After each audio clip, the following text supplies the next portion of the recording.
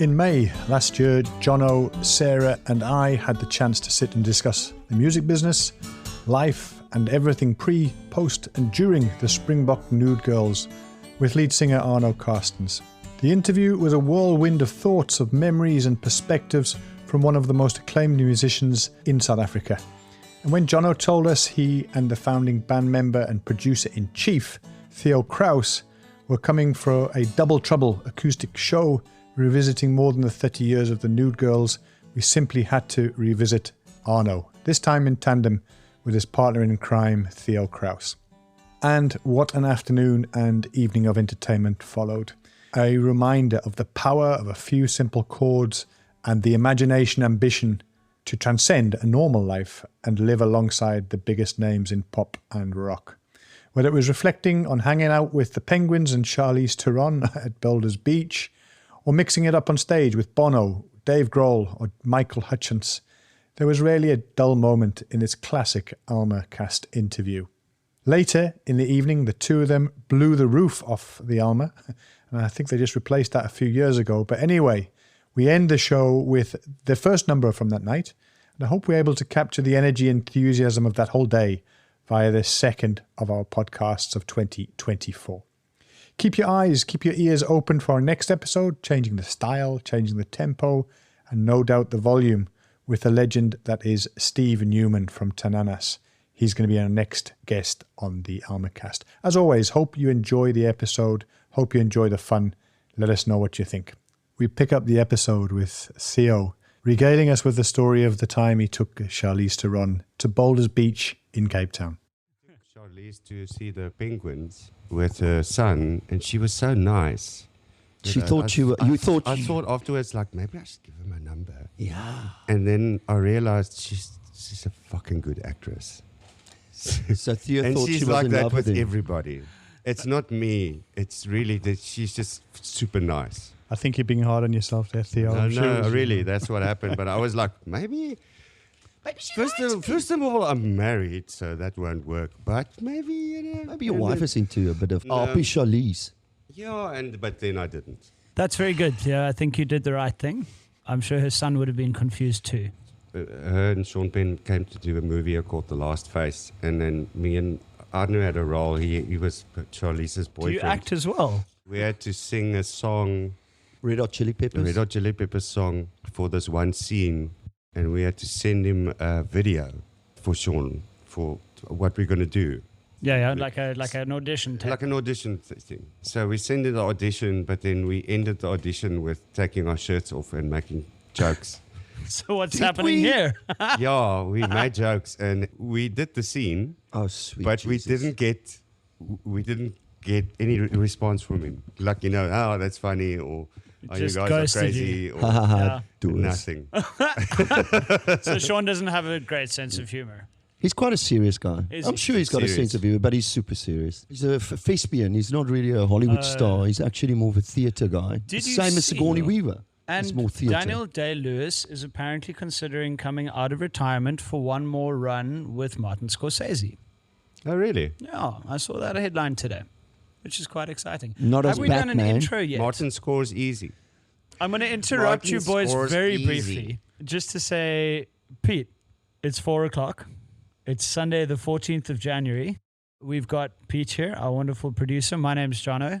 And we have two members of the South African legend band, the Springbok Nude Girls, Theo Crous and Arno Carstens, who basically just jumped straight in and started being We themselves. started name dropping all over the place. It's Yes, been a we like jolt. to start with name dropping. Yeah, so and, we're gonna thank you for coming to our podcast. It's a pleasure to be here. I've always wanted to be the guest on a celeb podcast. Well, you guys yeah, are that's really it. pro. We went through many applicants, and Jono, Yeah. you guys came up at the top. I think it's because we didn't take our shirt off, Pete. The only applicants, maybe. Yes. I mean, perfect start, really, is like, okay, you've been the Nude Girls for, what are we on now, 30 years? Like on the dot? It's 30 years. 30 years this year. This year it's 30 years. Yeah. So Neanderthal Yep. 1 was released, I think 1994 in September. Okay. Something like that. Our album was released. The first 500, we released the first 500. Okay. because we didn't have enough money to print more. So and we also did not know where you should print a CD. Yeah. Because there was no CD printing in South Africa at that time. Yeah, that must have been very fresh tech at the time, hey? It was just import only CDs. There was no CD burners or any, like that kind of thing. There was no place to put Sonopress and CDT, the two places that you could print CDs, only came later. So we had to send our tape to Canada. We recorded it on a Betamax tape, which is a Betamax machine that worked off 8 tracks. Yeah. Then you had a desk and it looks like a Betamax kind of tape, Betacam tape. And then you record onto it, and then we mixed it in a day, and then we send it to, and then the guy from Canada, the printing press, called us back and asked if the CD was mastered. Which it was not. No. I only found that out last year. We're like, what's mastering? We're like, what is mastering? My next question was we don't know what mastering is, but sure. Let's just say it's mastered, and can you print it? So you guys always record, like from the beginning, from album 1, you were interested in recording and capturing the sound of the band, and you guys were writing and doing the whole thing from the beginning. I worked for a place called Paul Bartha Music, and they had PAs, and so I was the guy that could get the PA for cheaper. So I knew kind of what EQ did. Okay. Because I showed other people in the shop, this is what EQ does. And so when they said, we need to buy a PA, we bought a PA, and I kind of did the sound from the side. Yeah. And then other stuff that we did, like song structuring, I kind of was interested in it, but I didn't really know what really a producer did until someone else asked me to be a producer on their album. Yeah. I didn't really know what a producer really does. Who was the first to ask you to take on the reins there, Theo? Lithium, okay. And that would lead on to, how many in counting now? All of How them. many? I think I've produced just over 90 albums. The last time I counted, I think it was just over 90. And I think after Life Satisfaction, you'd taken on the role. I did, but I still did not know what was going on. I think I only started really knowing what a producer really does in 2003 when I did Chris Chameleon's Eccarhalio, is when I realized for the first time. There's stuff that I did always, like producer stuff, the sound of the snare drum, but I didn't really know how to get involved in stuff like that until Chris asked me, do you want to produce my album? And it was kind of the first time that I worked with one-on-one with a guy for an entire album. Yeah. Before that, I did EPs and 1 song, 3 songs.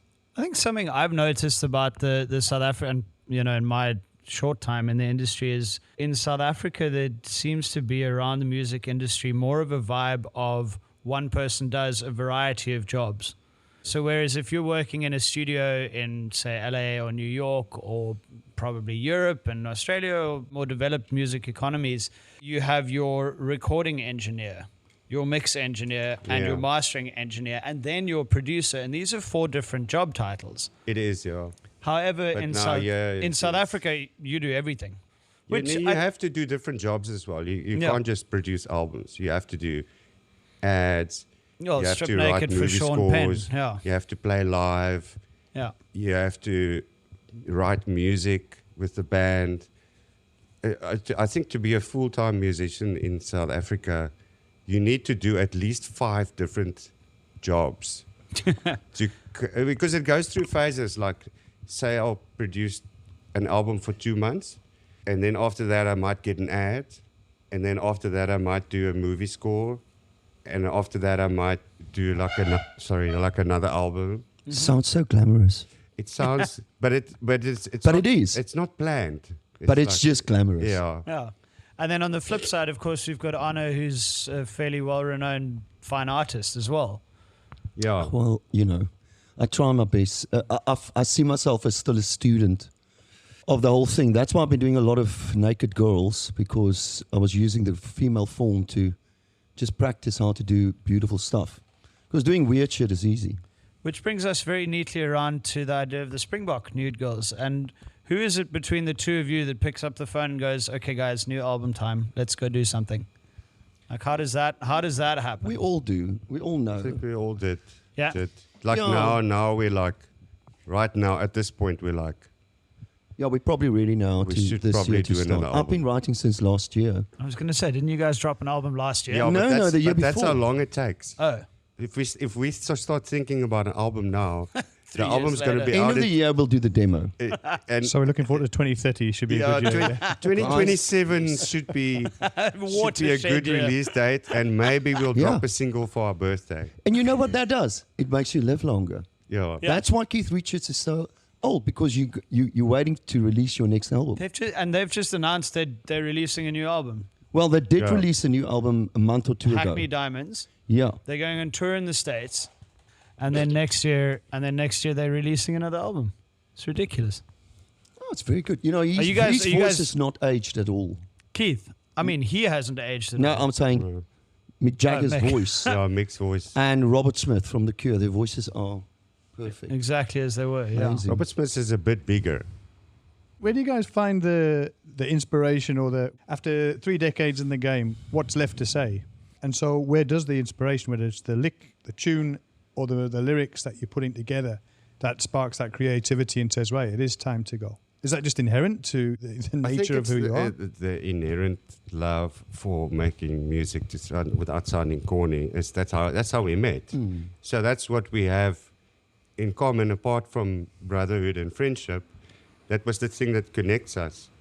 So Music nerds. yeah, it is, because I think the more, like, he makes a lot of playlists. Yeah. And then he sends them to me, and then I listen to new music. I'm too lazy to go, so I just take what he gives me. I think you played us a few of your playlists. Yeah, it's last like time, right? 100, number 149 or whatever. Yeah, I wanted to mention as well, I think one of the first things, Arno, when we met last year that struck me about you and that I really respected was like an absolute, and I say this in the best possible way, a childlike enthusiasm for still discovering new music and what's cool out there, and then like just wanting to share it with everyone. Yes. Like, I and that's so know. cool, man. Like, Well, it might be cool, but I really do want to share it with you. I always go, I just want to share this. But Yeah. but then over the years, I've realized that not everybody shares my taste in music. You know what I mean? So, I mean, because it's a totally fact. I mean, Theo's always loved the harder rock stuff. And but I love some of it as well, but not all of it. But Yeah. some of the things that really kick butt. yeah. And then I will introduce him to some other stuff that is not that's maybe not his vibe. Yeah. So we I play off listen each to a other, lot you of know. stuff that I probably wouldn't have listened before. Yeah. But I think it's a mutual excitement for the stuff that's out there, and when you hear stuff that's new and exciting, it makes you want to create stuff. Makes you want to do that or use it, Yeah. Yeah. the influence of it or And something. the more in your stuff own you, stuff. like John Mellencamp said, the more music you listen to, because in effect you're stealing, Yeah. you're continuously All of it, stealing yeah. from everybody. And the more music you listen to, the more your stealing's not going to sound like stealing. It's going to sound like something new, because you That's funny. listen to so much new shit. Yeah. Because when you just listen to one band, you're obviously just stealing from them. Yeah. And you get a lot, you know what bands you like. There's a lot of bands where you go like, oh, okay, cool. So they listen to the Chili Peppers then. I mean, there's Greta Van You know, Fleet, who or- very famously doesn't listen to Led Zeppelin, you know. Really? Yeah. Yeah, jury's out on that one, by the way. I've got a funny story about Led Zeppelin. Is Dan Patlansky Mhm. was on tour with Joe Satriani, Yeah. and they go to the guitar awards, the world, because Dan was like voted third best guitarist in the world or Yeah, he something. cracked some nice magazine And covers. so And Jimmy shit. Page is also there. And Jimmy Page goes to the toilet kind of thing, and Dan walks to him and go like, hey, love your stuff. And Jimmy's like, hey. And the drummer from Marco Miniman from Satriani's there, and they take a photo and everything. And he goes back to the table and he says to Joe Satriani, I just met Jimmy Page. And Satriani says, fuck, I've never met him. Can you introduce me? Now Dan's like, yeah. Oh, fuck, Jimmy's That's my funny. chummy. Yeah. So they go to Jimmy Page's table and they're like, hey, and the bodyguard's like, no, Jimmy doesn't want to talk to people anymore. Jeez, man. Jimmy's had enough. He's Jimmy's had it. done for the So night. Satriani had to go back That's fucking arrogant. Like sit at the table. Oh, sorry, he's tired. No, he doesn't wanna- Jeez, hey. Oh. There's 3 pretty talented guitarists in a 2 square Yeah. meter radius. But so however. Satriani didn't meet him. That's a shame. Shame. Still. Shame. Satch must be like really miffed about that. He's only been one of the greatest guitar players in the world since like the mid 70s. Yeah. That's ridiculous. I mean, he's a lot better than Jimmy Page. I think most guitarists these days probably are because they practice more. But like, I'm talking none about of us, technical proficiency. yeah, none of us would exist if it wasn't for Jimmy Page. No. Yep. I mean, Jimmy's good in another sense. Jimmy kind of does what you did. Creativity wise. And kind of covered the whole spectrum of what needs to happen to get a band out. I think sometimes it feels like musicians, like Jimmy Page, what he did there is he stole some, not from anybody, but he stole it from the universe. Those beautiful pieces of music, right? Yeah. And with what the it help means, of Aleister Crowley. and what it means is that Brilliant, nobody He else. owns his house. What it means is that nobody else can do it. He's already done it. So that is what I think. I think So that's the argument you can make is like, if you lived, because we say that a lot, I wish I lived in the 70s. But if you did live in the 60s, would you have come up with that shit? It's easy to say in retrospect you would have, because you've listened to it. But if you did live in the 60s, well, you can make the same argument for we all live now and like, can I play your riffs? No. yeah. Like Well, all of us, they're all very easy. sure, but I didn't invent them. That's the age-old like artistic conundrum is, sure, we can do a facsimile of it, but it's that one guy who is able to actually sit down and out of nowhere just go, oh, that sounds cool. The artists you've produced in recent times, guitarist-wise, I mean, you've talked about Dan, I think Albert Frost. Where does someone like Dan and or Albert fit in terms of, you talked about Satriani, you talked about some of the best around. How good are these guys by your take? For me, Patlansky is as good, if not better, than a Joe Bonamassa. And I really don't say that lightly. I love Joe Bonamassa. I have to say, he's probably definitely better than Bonamassa, man. Like, Bonamassa's good and fast, but Dan has got more style for me as a player. Like, he's a much more stylish player. Bonamassa, can do a couple of quick riffs, and he's obviously very talented. And I'm saying this, and I hope that Kevin Shirley's not listening to this podcast, because he's my friend and he produces Bonamassa. But ask him, like Dan for me. But Dan's sound, I mean, particularly as a Dear Silent Thieves, I think you produced that one, right? I mean, that seemed to be a game changer for him in terms of where that album put him globally. The sound on that was significantly different from what had come before. Yeah. Personally, I think Albert Frost is better than them all, because Albert's more excited. He's exciting. He's not captured in the whole blues thing. It's like Albert's man, how more. many times can I hear Albert that? has got African influences that puts him apart from other more players. Exciting. It's just more broad-minded. Put it this way: if Albert or Dan grew up in another country, it would have been a different story. You can probably say it's unfortunate that they from here in that genre, because it's almost like you can't believe, like when we go and see bands overseas, you sometimes cannot believe what good musicians we have here until you go overseas and you see other people and you're like the guys playing the 8 o'clock slots at festivals. Great. Yeah. Like we've got some serious talent here, but the fact that they sell much less and our fan base here is much smaller doesn't make you any worse than some of the best people in the world. It just means that your market is that's what it is, Oh no, I mean, you've obviously worked very closely with Albert in those early days of the new Porn and so forth. I take a song like something like Everlasting, which I think you worked with him on. Theo, I mean, that song, I couldn't see Dan doing that, for example. That African vibe. That's like Ali Farka Tura, that riff. Such a beautiful.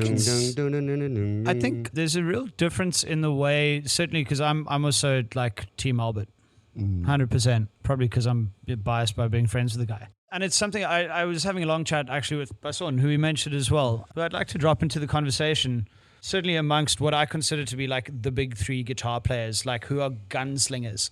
I don't consider myself a gunslinger. I don't reckon you entirely You're consider a bit of a gunslinger. I'm not a gunslinger. a little bit, but also not really. I heard you the other night at our show. You can gooi. I can't do that shit. Between those three, for me, the thing that always matters the most is, okay, who's written the best song at the end of the day, right? And I go, so Albert's got this thing, okay, he can't shred as fast and consistently maybe as Dan, but he can write a slightly better song, I think. Dan is easily the most technically accomplished guitar player I think this country's ever produced, except for Moritz. Moritz. You have to say Moritz lots. And Moritz also has Moritz that thing where like he's the most seriously soulful. fucking. And He played on the Neil Sandilands album for me. We just send it to him, and he just send it back, and he like perfect. Everything is just so perfect. Yeah. That I just couldn't believe that someone actually played it. I thought he used the fucking MIDI. It's like. Have you ever seen his setup? I played like 2 acoustic guitars on this and an electric, and I played the solo, and he played everything like in one go, you know. And he's like super nice. Yeah. Like, Moritz is a joke. I was going to say there's like the older generation. There's Moritz and there's a guy called Jethro Buto. Sorry, I'm getting excited. And then Trevor Rabin. Trevor Rabin. I mean, gee, that's big time. Owner of a lonely heart. That weird synth thing. Good solos in there too. Yeah. But then again, it's looking Charlie. at those guys and going, who's written the songs? Well, And Trevor will win that. Well, Hands down. Hands down. Trevor will win. Yeah. And I guess that leans into what you were saying earlier. Like there's no South Africans at the top of our pool who have to sit and take a step back in any international pool because we're right up there with the rest of them. The one thing that we don't realize as South African musicians until we leave and go visit another country is how massively we're influenced by African culture, how much the Nude Girls is affected by African culture. Mm-hmm. The beats we kind of play like dung-ka-dung-ka, which those kind of things that we take for granted because we grew up with it. Yeah. And then other people come and listen to the band from other countries, and they're like, "What the fuck is this beats?" Like, that where does that come And from? then they fuck off. Yeah, and then they fuck off. Then they're like, "What is that trumpet?" And then they leave. A bit like Charlize down at Boulders, yeah. Yeah. Shout out David Watkins. Yes. It's so weird. Her American child called her because her mom was with her, and he's like, "Oma." I was like, "That's quite funny." Yeah. Tiny Oma. Arno, nice to be back at the Alma. This is not your first rodeo here. 3rd, 4th time maybe. Theo, your first time here, It's right? my first. Good to be back, Arno. Yeah, man. I never used to do acoustic shows because personally, I don't really want to listen to a guy play an acoustic for an hour and a half. I enjoy other musicians. You're really making me enthusiastic for what's coming in an hour and a half. So, So Pete's got a bunch of tickets tonight. So when I played here, Alma Cafe was the first time I did an acoustic on my own thing, where I really got into it. And now I can do it. In fact, this whole weekend I did shows on my own, which is cool. So now I can do it. You learn how to talk to the audience, how to go really soft, ebb and flow, and all those things that's... If you write these songs without the guitar being amplified, then you've got lots of ebb and flow and stuff. But if you plug it in and you're not used to... and you just play with one type of strumming, then there's no ebb and flow. So you got to concentrate more. Thank you to Alma Cafe. I've learned all of this now. Got the PhD. So I can now officially go busk at any traffic light. I was going to say, like train stations of Berlin, Train here we come. stations. I thought I saw you in the lockdown corner will there. keep me under again. No, Also lockdown, I had to fucking do those Oh yeah. terrible shows. You had to do what you had to do, right? Yeah. Studying for your PhD at the moment, Theo. I'm final year. Yeah. Congrats, man. So you're a year away from Dr. Crous. The University of Cape Town is listening to this because What is that? I'm British looking head for- boy. no, they've been. I got a bursary, but this year I think I have to pay. Oh, I see. So it's Can you please just pay for this year? Shit. How much is that, Theo? It's lots of One money. Lots. 1 million Zim and they've dollars. done it for 5 years now, so I think it's the 6th year I have to. so next year you come back as Dr. Carstens and Oh, Dr. I can't Crous. wait for that. Yeah. Oh, I'm just going to call him doctor all the time. Dr. Theo. I'm going to ask my wife before sex as well. Say it. Say it. Asseblief dokter, sê dit Engels asseblief. So I'm ignorant here. I didn't know you were studying for a doctorate. Tell us more. I started studying way later. I started studying only when I was 40. Okay. I'm 50 now, so... So what do you know, like, an astonishing amount about? Collaborative creativity in a group of people. So I'm writing a systems model on how to enhance collaboration between two or more people. Oh, wow. You know, so we often think that creativity, we have this idea of the lone creator, the guy that comes up with the thing by himself. If you forget, like, good examples of collaboration that we don't know about is T.S. Eliot. T.S. Eliot's known to be a lone collaborator, but if you read The Wasted Land before and after Ezra Pound edited The Wasted Land, it's a whole different thing. Sure. So you can say that, yes, T.S. Eliot wrote The Wasted Land, but without Ezra Pound's editing, it wouldn't have been the same thing. Michelangelo didn't paint the Sistine Chapel on his own, get there with a brush. It was fucking 12 oaks or going, he's like, come on! You know, Van Gogh's brother, Theo Van Gogh, finished a lot of his paintings because he like only did some of them halfway, and then his brother was like, hey.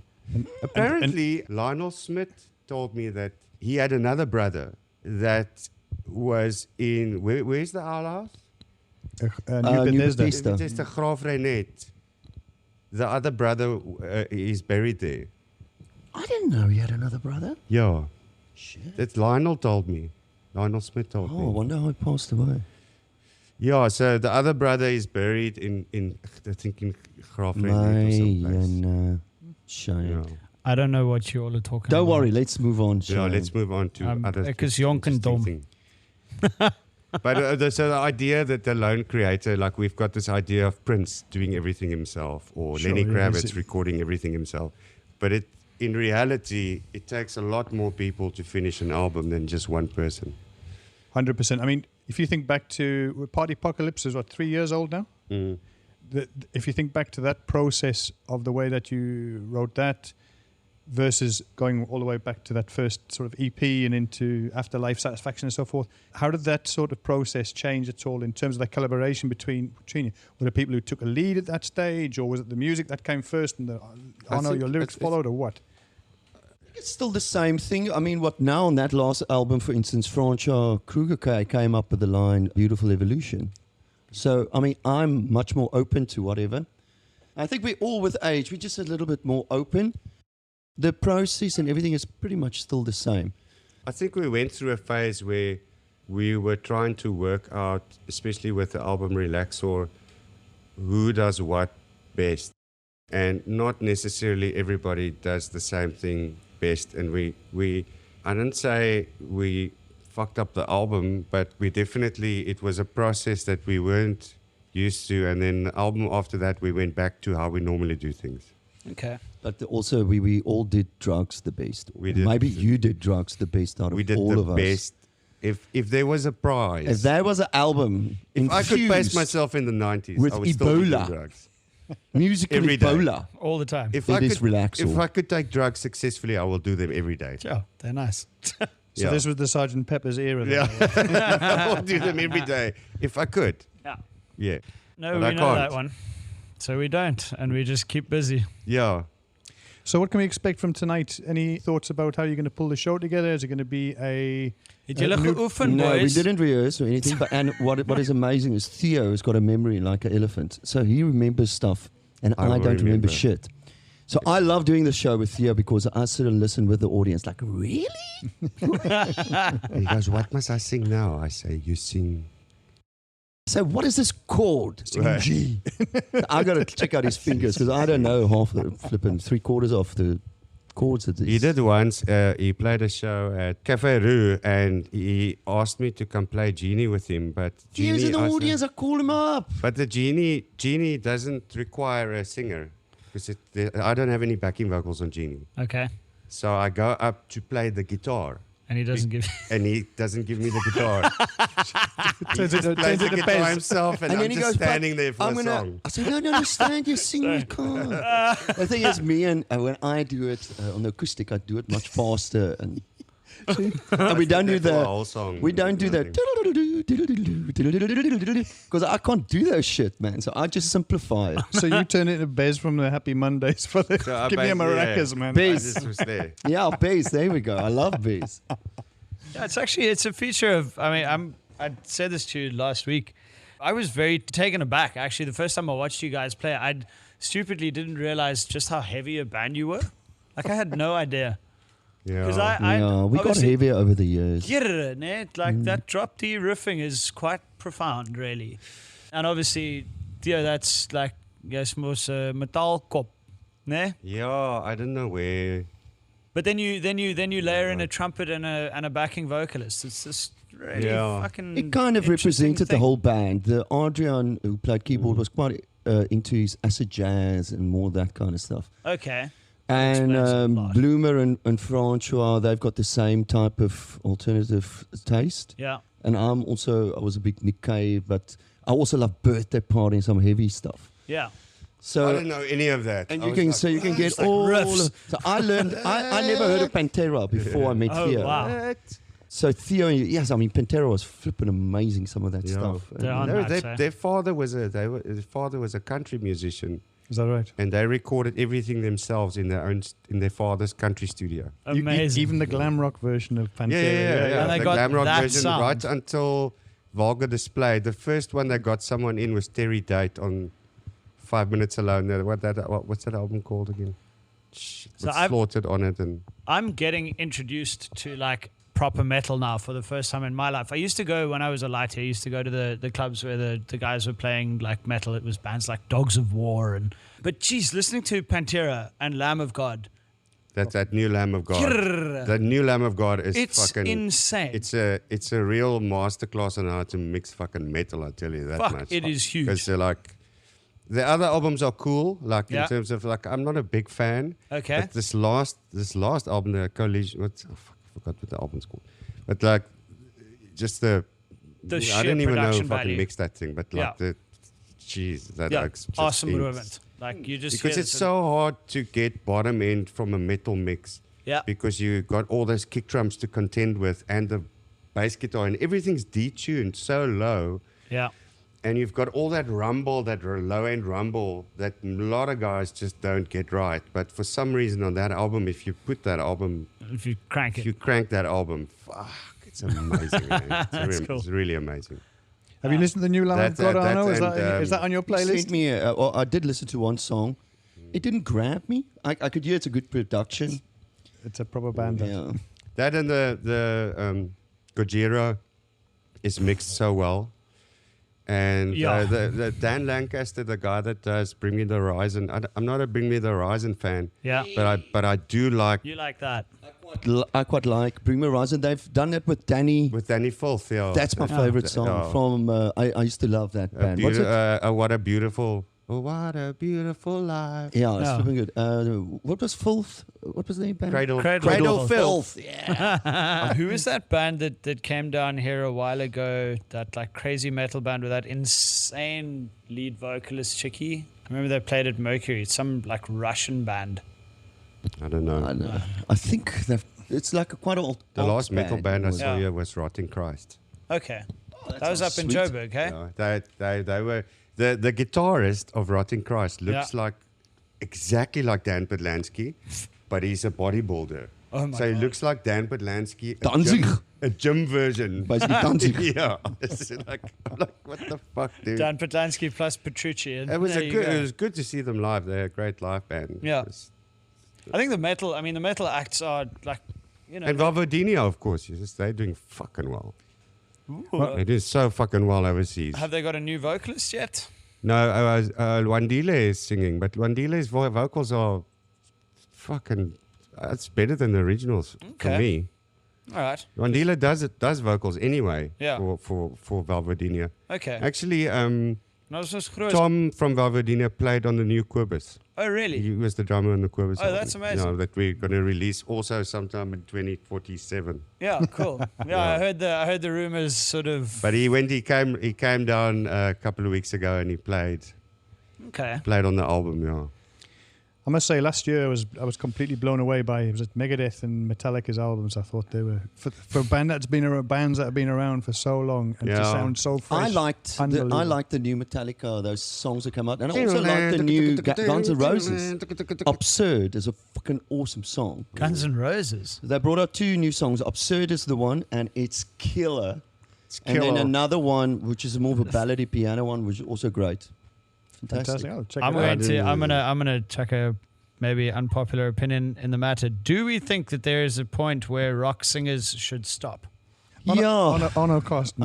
I think you should. Listen, can I answer this? Because I did. Please do. I opened for Brian Ferry the other day, and I'm not saying he should stop, but I'm saying that I wish I saw him when he was younger. Yeah. And so that's up to him. And same with Elton John. It's just eventually your voice can't do it. Mick Jagger doesn't have to stop.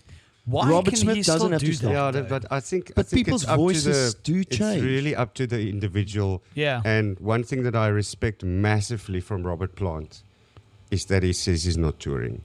He says there's no ways he can hit those notes, and he feels he's gonna do the fans in. The legacy. They offered him like how many £100 million to go tour, and he said no. Yeah. I don't think he can do that. He says he can't. You reach can't, the notes, man. even if they detuned. There's the same happened with and Guns N' Roses got massive flack this year at Glastonbury, right?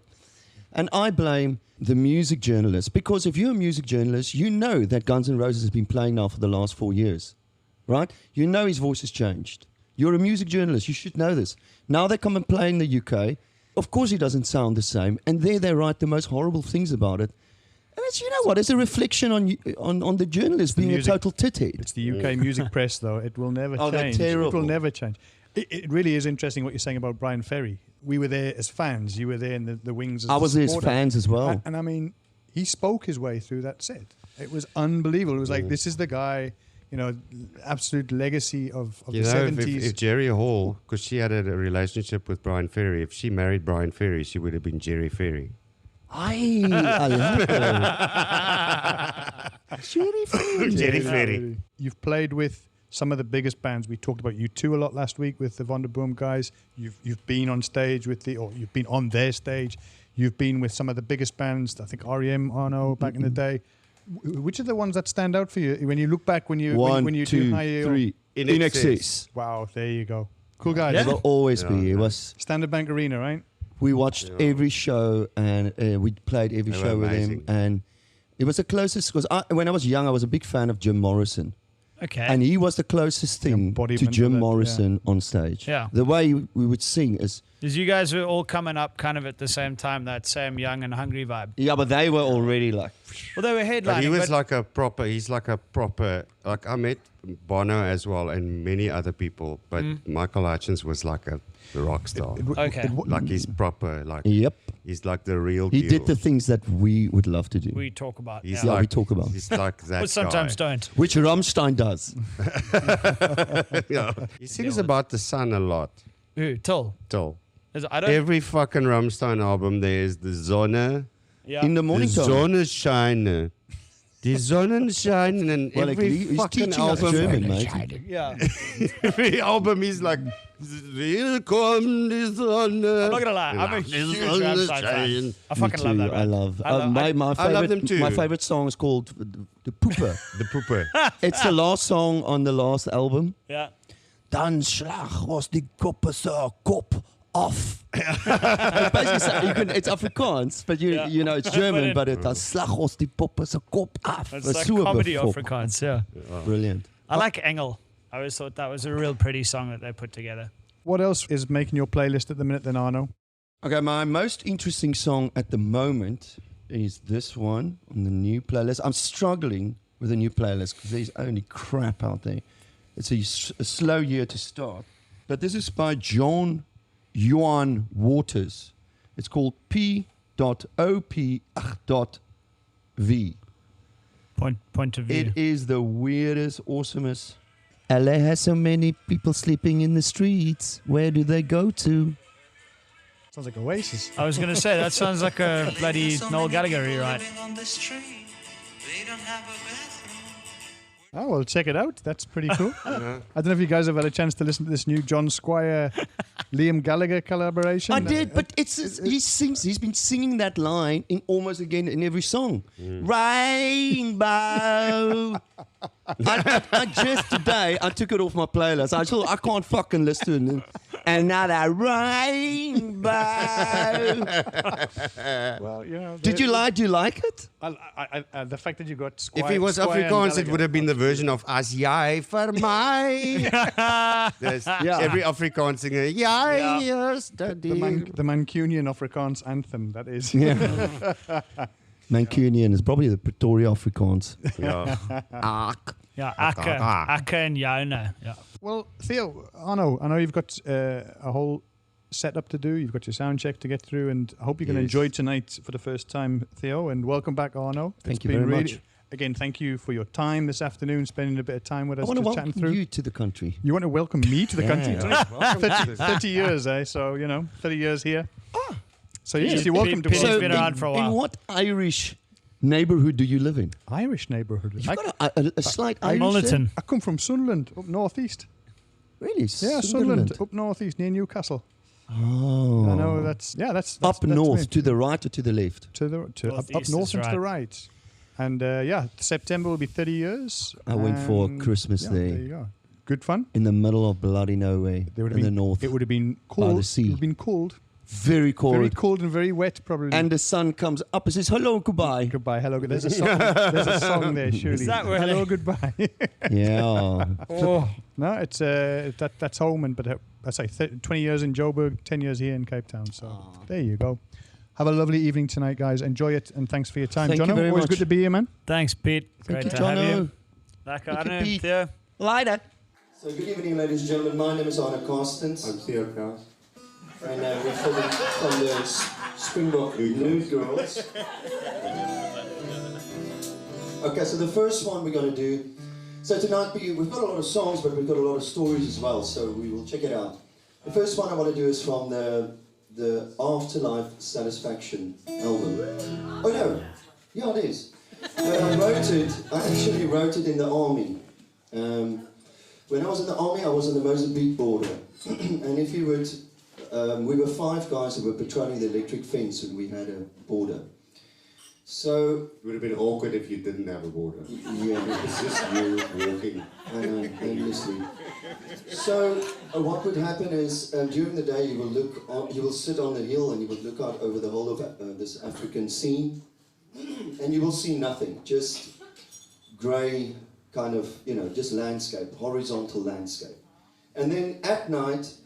Lights will come on, and then it looks like the Death Star from Star Wars. And we always wondered what was those little lights. And eventually we came to the conclusion, or we heard, that it is Shabeens. So we obviously tried it out. And that's where we found most of the corporals and the things. But anyway, that was just once.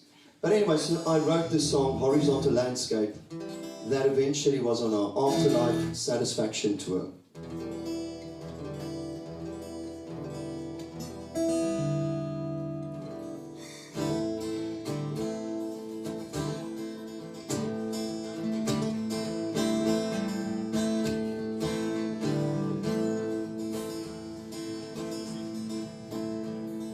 Horizontal landscape with brown yellow stains.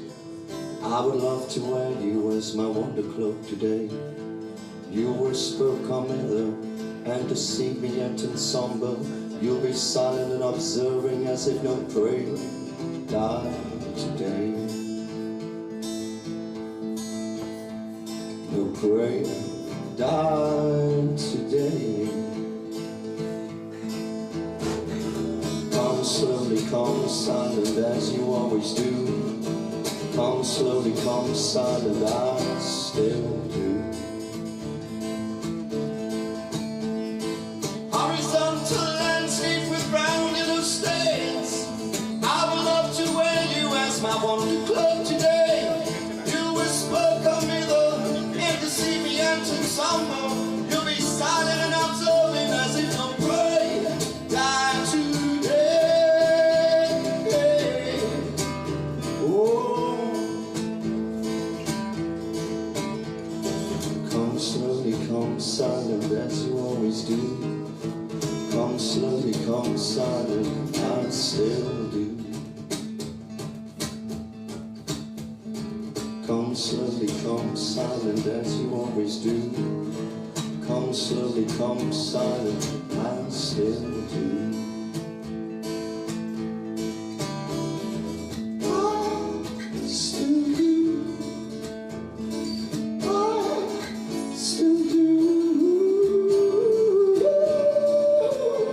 Was it the night that was full of reminders? Was it the night that was full of colors? Was it the ever evening that made you feel it all too long?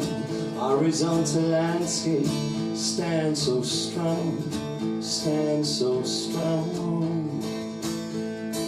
Horizontal landscape with brown yellow stains. I would love to wear you as my wonder glove today. You whisper, come hither, and deceive me and ensemble. You'll be silent and observing as if no prey die today.